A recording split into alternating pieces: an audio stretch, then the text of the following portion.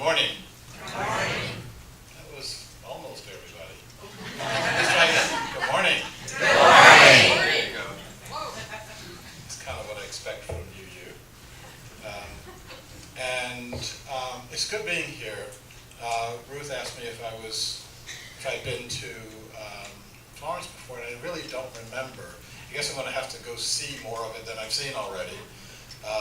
But so far, so good. I really like it. And thank you all for inviting me. And thank you to both of the Ruths. Your Ruthie here, and for Ruth Miller, I don't know if she's here or not. But they kind of conspired to get me here.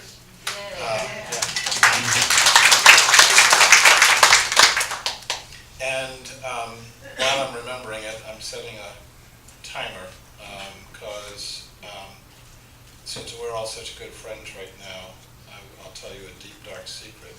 I'm a lawyer. I've quit the profession. I have done penance, and I am now a Republican citizen. But yeah, we've been known to clear our throats for 20 minutes. So what I want to do is touch on some concepts lightly. I don't want to go in depth on any of them right now, because 20 minutes doesn't do justice for that. But instead, what I want to do is touch on some concepts, and in our discussion afterwards, we can do some, go into more depth and do more of a talking back and forth as opposed to me at the podium and speaking down to you. And what I want to begin with is a quote from one of my books, Creating a World That Works for All. And the quote is from the introduction that was provided to me by President Václav Havel, the President of the Czech Republic. People ask me, why did I ask President Havel to provide the opening quote, opening introduction? And I say I always like to help struggling writers. So, President Havel said, "Humankind today is well aware of the spectrum of threats looming over its head. We know that the number of people living on our planet is growing at a soaring rate. We know that the already deep abyss separating the planet's poor and rich could deepen further. We also know that we've been destroying the environment on which our existence depends, and we're headed for disaster by producing weapons of mass destruction and allowing them to proliferate. And yet, even though we're aware of these dangers, we do almost nothing to avert them." This is a very literate and even flowery way of saying that we're all stuck on stupid. We know the problem, we can see the problem, and we do something else. This is a recipe for disaster, but it's also, paradoxically, the recipe for our awakening and transformation. Both have to go hand in hand, and you can't get to one without the other. This recipe for disaster, the recipe for our environmental disaster, our population explosion disaster, our financial disaster, our political disasters, the recipe is not external to you. The recipe is internal to who you are. So in order to change from disaster to transformation, you have to change your consciousness. Now, I know who I'm talking to right now, okay? So I know that you are used to the language of transformation, enlightenment, awareness, etc.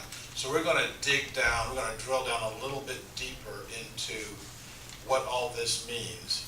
And then afterwards, we're going to drill down even further for what this means. What this means is that we stay stuck on trying to get someone else to change without recognizing that it is our own consciousness that has to change. And the change is very specific, and I talk about that in Creating a World That Works for All. The change has to go from the practice of exclusivity and to the practice of inclusivity. And I want to be very specific about that. Exclusivity is how we were raised. It's how we operate. It's all the things that we do when we walk out that door and start living the rest of our lives. Exclusivity is based on the notion that I am separate from you. I'm separate from you, and basically I can do anything I want to do to you, and nothing comes back to me. Okay? That I can treat you well. It's okay, doesn't matter. I can treat you poorly. Doesn't matter. Nothing comes back to me.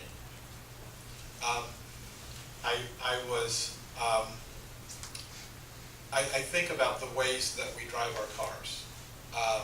We tend to drive in exclusivity. If somebody passes us or cuts us off in traffic, we say, "Bless you, my brother. Bless you, my sister."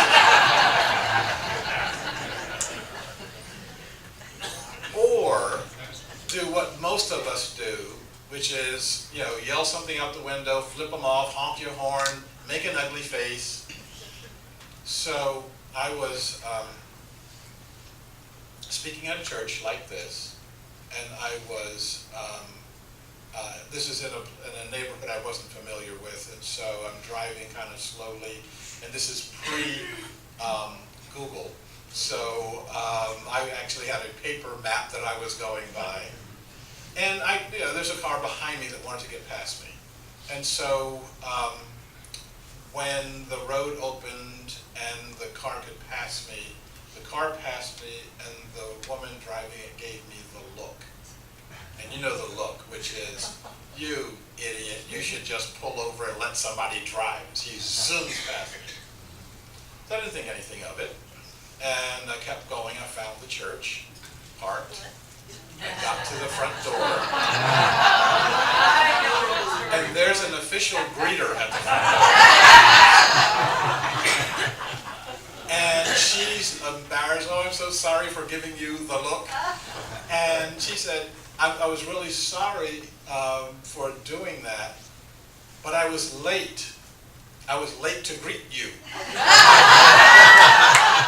So I had to give you an ugly look so I can come give you a pleasant look. We're always connected. We're always connected to the other, even though we don't necessarily know them by name.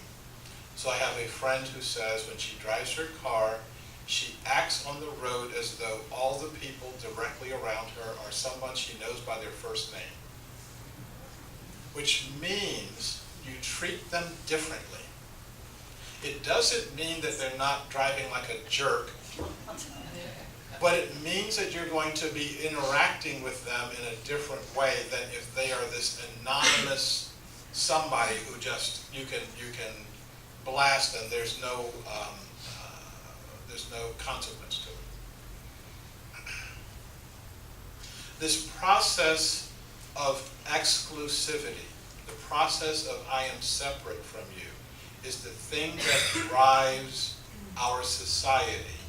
It drives our economy. It drives our politics. It drives all of our interactions with each other. It drives even how we think of ourselves as human beings.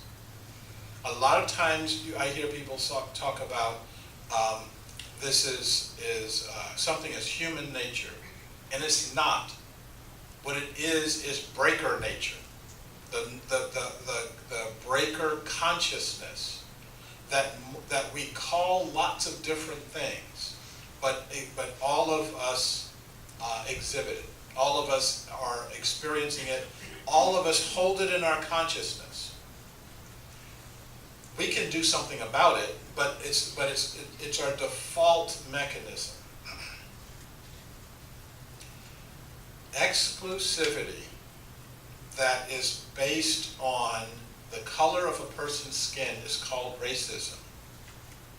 You can teach a person how to tolerate others. You can teach them, you can sit them down and have them do sensitivity training, etc. And they can get rid of the exclusivity based on the color of their skin, but they're still holding on to the general notion of exclusivity. And so exclusivity that is based on your genitalia is called sexism. Okay? Exclusivity that is based on how you believe, the separation of how you address the divine, is called religion. And we have to get past this, this spiritual divide that says, my way is the only way that you can possibly address the divine, and you are going to hell, and I'm going to stand back just in case you're going to combust at this moment.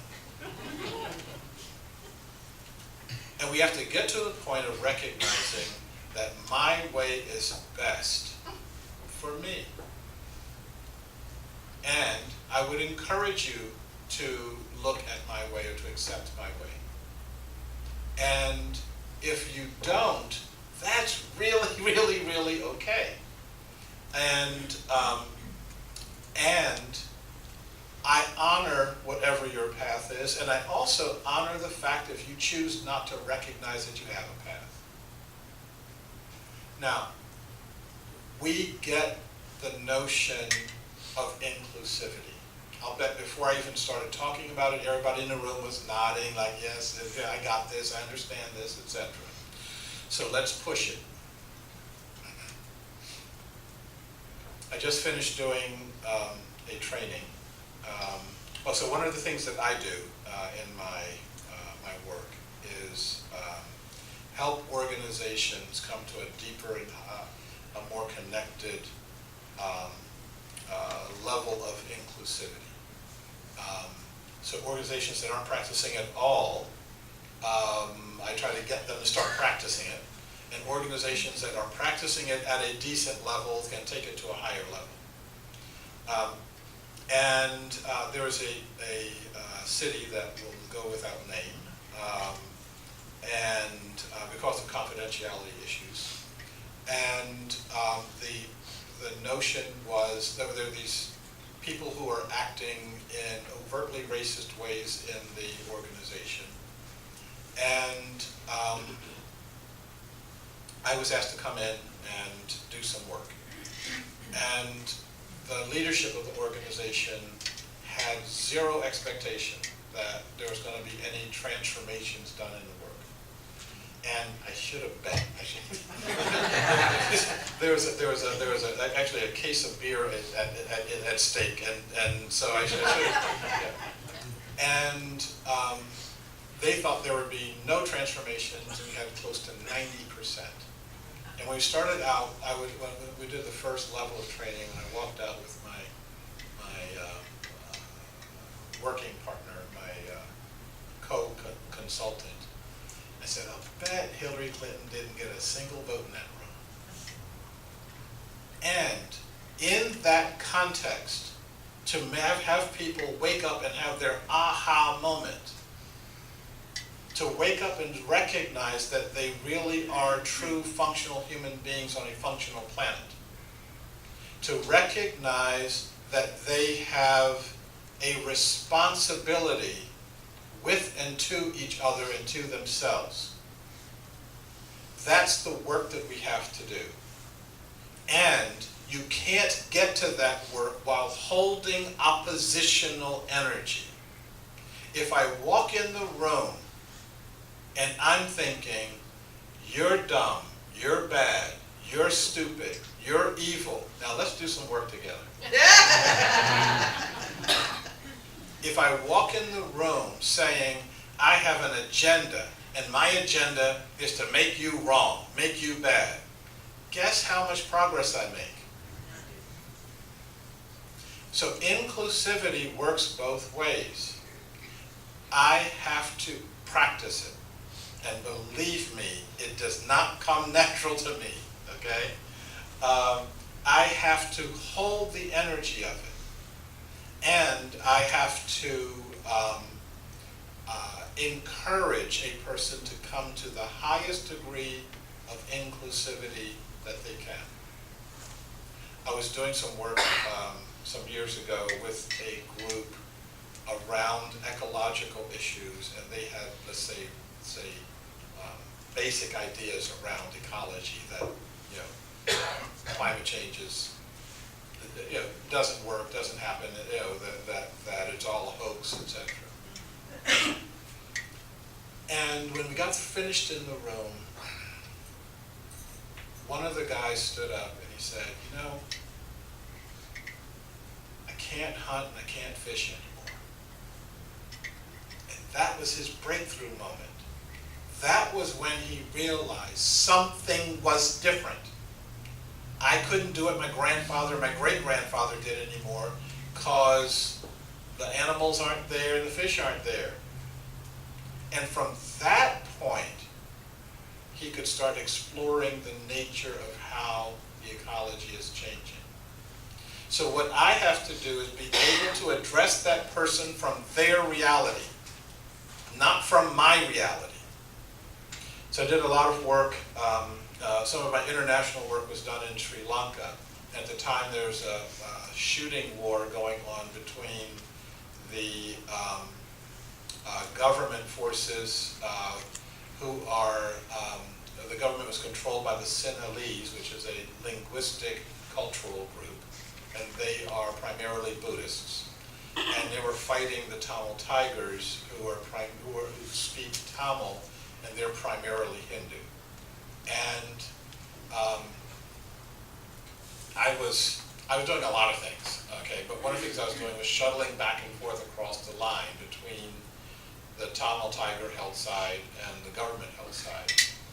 And one time I was talking with a government official about Buddhism, and I said, as a Buddhist, you are pledged to not cause harm to a sentient being, and yet you're killing these sentient beings there. He said, well, this is different because always, okay. Yes, this is. I have an excuse for killing because they're all insane. They are terrorists. They're insane. They kill women and children, and they cannot be reasoned with, and therefore, it's basically like putting a mad dog out of its misery. And I said, something, and I've met with them twice, I've met with their leadership twice, and I agree with you. I do believe that they're insane. I think they're as insane as you are. And I think that I think you have a great deal in common with each other. You both hold the same belief, different belief systems, but the same belief about the other. And the other is always acting in a way that's different from how I'm acting. So as I was driving up if you've ever been to Sri Lanka, you know that driving in Sri Lanka is an act of insanity. So I have a driver, and we're driving up, and I'm working with an organization called Sarvodia. So we're in a Sarvodia vehicle with the stickers on the side and the Sarvodia flags flying, which means we are not a target. So neither side targets Sarvodia vehicles, which is a nice place to be. Okay. And so we're driving up, and we're about to go into what's called the Ford defense line and go through into the Tamil Tiger territory. And we're following a truckload of government soldiers, and they have their jungle gear on. They've got their faces painted. They're going for forward deployment. They got their AK-47s, and they're in the back of this truck ready for deployment. So we're about a mile behind them, and as we're going up, the government truck, the soldiers' truck, swerves off the road and almost turns over. And the soldiers are hanging on for dear life, and they go around. The truck eventually rights itself and goes back on the road. And my driver and I thought this was pretty weird, and so when we got to that spot in the road, we saw that there was this little green snake crossing the road.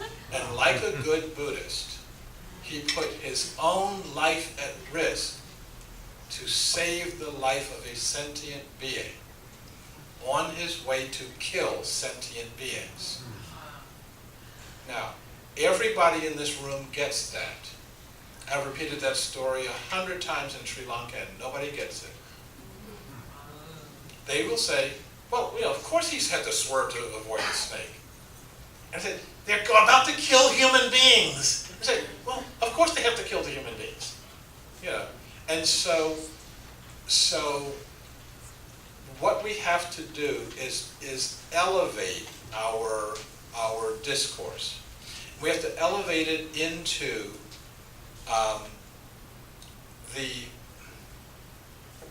this can't be right. We have to elevate our discourse into something that will get us to the world that we actually want, the world that we actually are yearning for. This one has to go down the tubes in order for us to get to a new world. We know that, but we all start clinging to the sides of the tubes. One of the things that, the metaphor that I like to use in this case is the metaphor of the transformation of a caterpillar to a butterfly. One of the things that happens, okay, for all of you who have gardens are familiar with caterpillars. They consume and consume and consume. They don't stop until they stop. And when they stop, they attach their little butts to a twig, and they turn into a chrysalis and completely dissolve. And the dissolution of the caterpillar turns into the food for the butterfly. Well, that's what you make butterflies from. Now, the being that walks out of the chrysalis looks nothing like the being that walked in. You cannot predict what a butterfly looks like by looking at its caterpillar. And our challenge is to stop addressing our issues to the dying caterpillar of this society and get ourselves together and start asking the question of, what does the butterfly look like? What's my role for bringing this butterfly into being? If you protest the caterpillar, you're still focused on the caterpillar. If you lament the caterpillar's leaving, you're still wanting the caterpillar. Well, when those of us want the butterfly as strongly as we possibly can, then we're going to start seeing the dawn of a new day. If you lament the passing of the night, you never see the dawn. And so that's the thing that we need to be focused on. So I want to do two things. I want to talk to you for another 40 minutes, but not right here, not right now. So I'm going to read two things to you. One of them is, one of them is in Creating a World That Works for All. And this is a quote by a Brazilian theologian by the name of Rubem Alves. And here he's talking about date trees. It says, let us learn from those who plant dates. A date tree takes 80 years from the time it is planted to bear its first fruit. To plant a date tree is an act of faith, a sign of hope, and a symbol of one's loving commitment to the future. Let us plant dates even though we who plant them will never eat them. We must live by the love of what we will never see. This is the secret discipline. It is the refusal to let our creative act be dissolved away in immediate sense experience. and is a stubborn commitment to the future of our grandchildren. Such disciplined love, I want to repeat that part, such disciplined love is what has given prophets, revolutionaries, and saints the courage to die for the future they envisioned. They make their own bodies the seed of their highest hopes. And the last thing I want to read, I want you to read with me. I want to do that reading that you did earlier again. This is 5:18. I started not to even get up. I said, you said it already, okay? So if we can turn quickly to page 5, to reading 5:18, and it says, Grandfather, look at our brokenness. We know that in all creation, only the human family has strayed from the sacred way. We know that we are the ones who are divided. And we are the ones who must come back together to walk in the sacred way. Grandfather, Sacred One, teach us love, compassion, and honor. That we may yield your